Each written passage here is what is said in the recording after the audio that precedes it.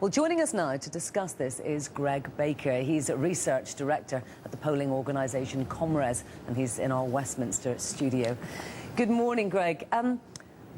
If I can begin with the Observer, the Sunday newspaper's poll on Sunday, which actually only gave the Tories a 6%, lead over Labour. Encouraging news for Labour, right? I suppose so, Andrea, and good morning. Looking at that poll over the weekend, it was slightly out of kilter with some of the others we've seen recently. So it'll be interesting to see whether or not that slightly stronger Labour performance is replicated across other polls.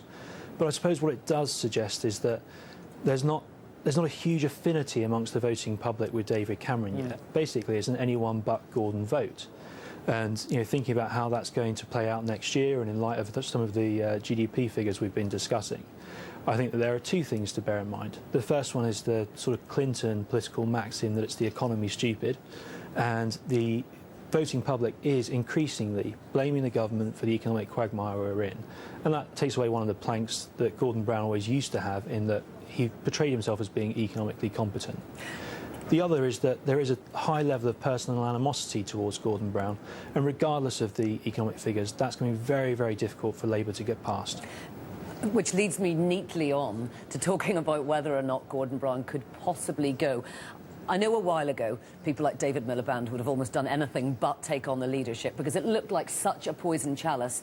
The Tories were almost certainly going to win the next election, and Labour would be in the doldrums. I know this is only one poll, but if the gap is narrowing, is it possible that we could actually see a new Labour leader? Well, I suppose there are a couple of sort of quick things to consider. The first one is that it's impossible now, in terms of timings, for the Labour Party to go through their usual process of removing the party leader and having a new one before the general election. That simply can't happen. What could happen is that Gordon Brown could step down voluntarily. Now, what that would require is a succession of cabinet ministers taking it in turns to go and see him privately and say, basically, the game's up, and for the interests of the party and the country, he should step aside. If he's willing to do that, then it does change the polling perspective massively. Some of the research we've done in the past has suggested that if anyone other than Gordon Brown or Harriet Harman were to lead the Labour Party, it would very definitely be back in hung Parliament territory as far as voting intention goes. Will it happen? I don't know.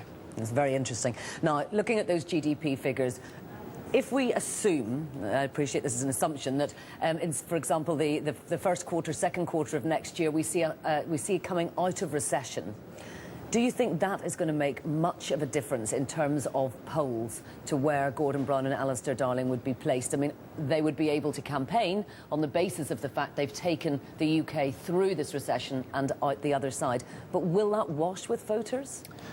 I think it might change the political narrative of the time. Obviously the government, if they can claim that they've steered the economy through recession, that will become their overbearing election theme. And depending on how the papers pick that up, will be interesting to see. But as I said before, I don't think that will be enough to overcome the personal animosity that exists towards Gordon Brown. People simply don't like him. And so regardless of what messages he's trying to put across at a general election, he is in a way the Labour Party's biggest liability. Greig, thanks very much for all your views.